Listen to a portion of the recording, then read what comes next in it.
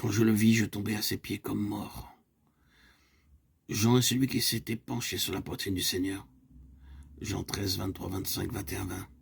Mais lorsqu'il vit celui qui venait pour exercer le jugement, il tomba aux pieds de Jésus comme mort, à cause de sa sainteté, de sa gloire, de sa majesté, de sa puissance.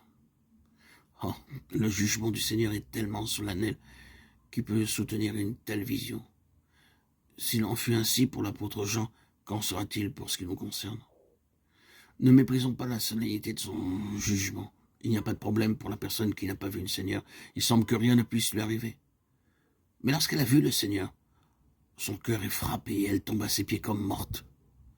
Lorsque Job plaidait sa cause face à ses 3 ennemis, il leur résistait sur la base de sa propre justice. Plus tard, cependant, lorsqu'il vit le Seigneur Dieu, il eut une autre attitude. Mon oreille avait entendu parler de toi. Maintenant mon œil t'a vu. C'est pourquoi je me condamne et je me répands sur la poussière et sur la cendre. Job 43, 42, 5, 6. Lorsque le prophète Ésaïe vit le Seigneur assis sur un trône très élevé, Ésaïe 6, 1, il ne put que s'écrier « Malheur à moi, je suis perdu, car je suis un homme dont les lèvres sont impures. J'habite au milieu d'un peuple dont les lèvres sont impures, et mes yeux ont vu le roi, l'Éternel des armées. » Ésaïe 6, 5. La Bible ne relate aucune faute à l'égard de Daniel, mais lorsqu'il vit le Seigneur dans une vision, il déclara « Les forces me manquèrent, mon visage changea de couleur et fut décomposé, et je perdis toute vigueur. Je tombais frappé d'étourdissement, la face contre terre. » Daniel 10, 8. Qu'est-il aussi arrivé au prophète Habakkuk lorsqu'il entendit la voix du Seigneur? J'ai entendu et mes entrailles sont émues.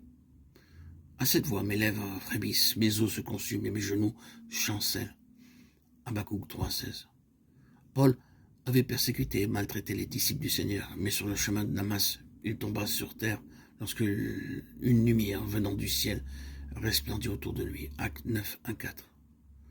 Lorsque nous sommes réellement confrontés à la gloire, à la sainteté et au jugement du Seigneur, nous ne pouvons plus nous justifier nous-mêmes, mais nous découvrons la profondeur de notre iniquité.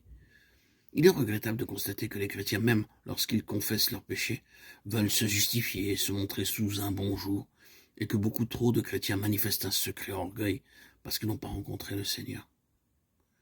C'est pour eux que je prie. Je ne prie pas pour le monde, mais pour ceux que tu m'as donnés, parce qu'ils sont à toi. Jean 17, 9. Le cœur est tortueux par-dessus tout, et il est méchant. Qui peut le connaître? Jérémie 17, 9. Avant d'avoir vu le Seigneur, combien il est facile d'avoir confiance en nous-mêmes, de nous approuver de nous-mêmes et d'être satisfaits de nous. Ce n'est que par la lumière du Seigneur que nous voyons notre réelle condition.